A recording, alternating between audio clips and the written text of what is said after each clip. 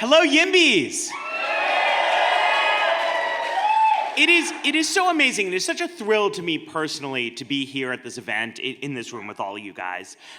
One of the weird things about being a writer is this is an occupation. It really attracts sort of like antisocial weirdos. But if you have any success at writing about politics, people start asking you how to like solve big social problems. And problems get solved by activists and organizers who engage and mobilize the public.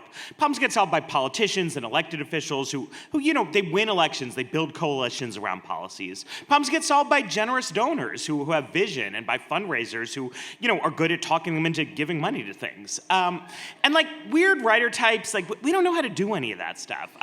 It's actually the people here in this room who have the answers to real problems, and I am just really grateful to be here with you.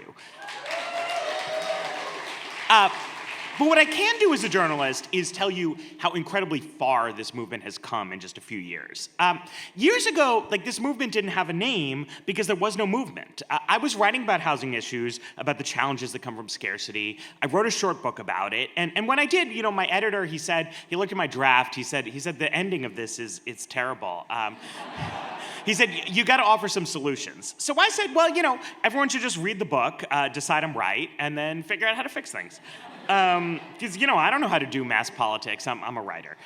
So he didn't like that, so I had this technical idea about transportation grants. I put it in. So like a year after that or so, I got a call from the White House, not the Trump White House, the good White House, and they said, they asked me if I could come in and hear about something the economic policy team was working on. So I did, it's flattering, come down. A YIMBY side note, the actual working space of the top people in the White House is kind of dismal because you can't build a big tall office building next to the Oval Office. So they're like in these weird basements and stuff like that. It's strange. But so I'm talking to them and they say, okay, we've done the math on a bunch of different ideas that people have to how to increase economic growth, and none of them work. The exception would be removing regulatory barriers to housing growth. That would get things done. So I was like, that's awesome, man. Like, what are we gonna do about it? And they said nothing. We're gonna do nothing. We're just trying to convey that these other ideas are bad. So they said, well, okay, we're going to do a Council of Economic Advisors report about it. We're going to create a small HUD grant program to offer technical assistance to areas that want to change their rules. And I said, well, that's not going to do anything. And they said, yeah, it's not. But what did I want them to do about it? So I said, Obama should just go to a community meeting somewhere and yell at the NIMBYs. And say, well, you're ruining the country. I got this report about it. So I think that's a good idea, but they didn't go for it. But what we needed was charismatic political leaders who can build a following and rally people around ideas to actually do things, because the wonks and the academics, they all understood what the problem was. It actually wasn't controversial, but we needed to do the political work. So I was saying, Barack Obama, he's a fucking good politician. Go do something. So I could tell you other stuff about the kind of weird basement era of national housing politics, but we've moved beyond that. That's what's exciting. One thing we do in journalism is a lot of glib predictions. So last winter, I had to offer some. It's the new year. And so I said 2019 is going to be the year that housing reform becomes mainstream. And it was, because sometimes predictions come true. But I actually want to turn the clock back to 2018 because something significant happened there, which is that the tax reform bill that went through Congress, it did something that people had said was impossible forever, and it actually changed the tax code to be much more neutral between renting and owning a home, right? And that doesn't solve the scarcity problem, but I think it does create the conditions in which there's going to be more momentum behind what renters need and what stuff wants. I'm not going to try to get this room to clap for Paul Ryan. I'm not suicidal. But that was good. That was a good thing that happened. And state governments are now doing much more visionary stuff. I don't need to go too deep on California wonkery stuff, but Scott Wiener's SB 50 has completely changed the conversation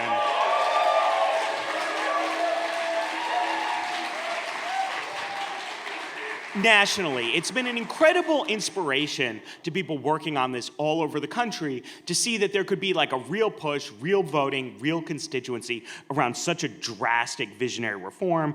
It's incredible. The only problem is obviously it hasn't passed yet. But the time will come.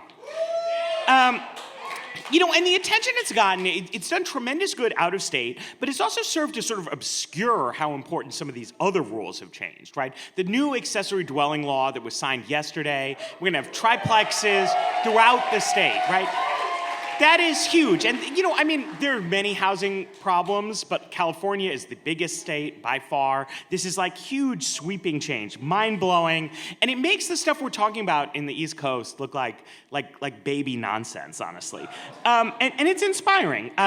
Housing Emergency Act, banning downzoning at state levels. That's crazy. That's crazy stuff.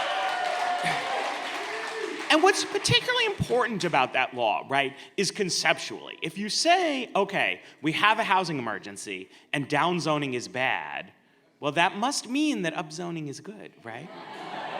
There's a logic there. So problems still in California, problems in the state legislature, but this stuff, it makes California politicians look like, frankly, fucking geniuses compared to Northeastern ones. We've had huge statewide zoning reform in Oregon, big citywide move on triplexes in Minneapolis, some steps to statewide reform in Washington. And what's really fascinating is how much the national political conversation has changed. Way back at the beginning of the year, I was supposed to interview Julian Castro at South by Southwest. So I said to his staff, I was like, we should talk about housing policy. And they were like, no one wants to hear about housing policy. And I was like, he was the fucking HUD secretary. We're gonna talk about housing policy.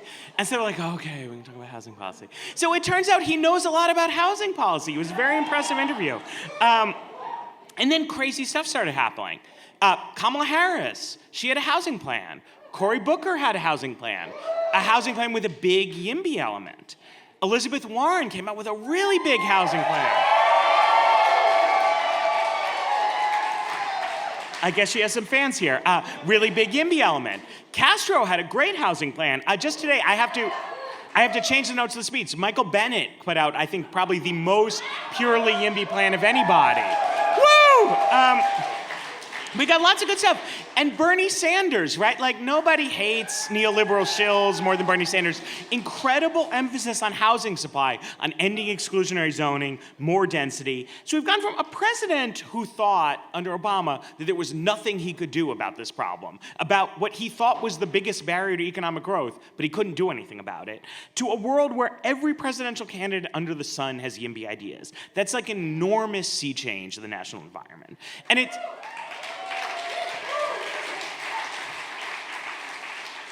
it's coming to Congress, too. Scott Peters from San Diego, he's got a More Housing Near Transit Act with bipartisan support.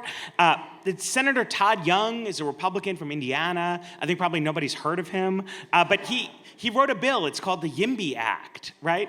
So, the message is spreading, right? Neither of those bills is a panacea. Even if they pass, we're still gonna have all kinds of problems. But what matters is that we're creating political coalitions that are based on the premise that housing supply matters and that homes are good and that home building is good.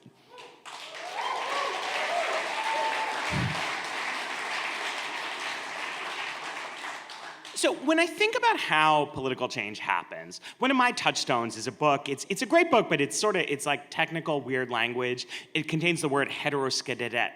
I can't even say it. It's called Lobbying and Policy Change: Who Wins, Who Loses, and Why. And it's about who wins and who loses and why. An important subject. So it's got a finding. Some people find it depressing, but I think it's sort of inspiring. What they show is that it's not the case that the side with the most money behind it usually wins in a policy fight. What happens is the status quo usually wins, right? And that's a little sad because the status quo is often bad. But anyone who's ever worked on a real advocacy campaign, it's that the status quo usually wins, right? It's hard to make change. But what they also find is it's very unpredictable when things change. The impossible can suddenly become possible and inevitable really, really fast. And it's important that you realize that you don't need to outspend the mightiest entrenched forces of the status quo. What you do need to have is enough money to get on the agenda. You need enough money to do enough lobbying and organizing and activism and media so that people are talking about your issue. When you're on the agenda, you have the possibility of winning. When you're not on the agenda, you can't. And that's the big change. A few years ago, YIMBY was not on the agenda.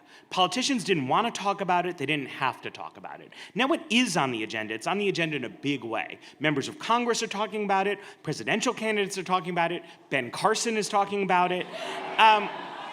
And as long as we are on the agenda in state capitals around the country, in Congress in Washington, we're in a position to win battles and to make changes. And we are on the agenda right now in a huge way, in a way that, frankly, I never could have imagined a few years ago when I started covering this.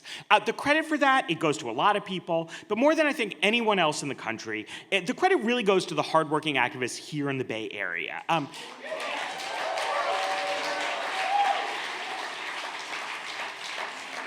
You are the people who showed the world that there's a constituency for housing reform, that there's a vocabulary that can make it real for people, and that there's even elected officials who can champion housing, win elections, win policy fights. So you should all be incredibly proud of yourselves. I'm really proud to be here with all of you, and I'm very proud to be followed by Laura Foote here, who's going to tell us what has to be done.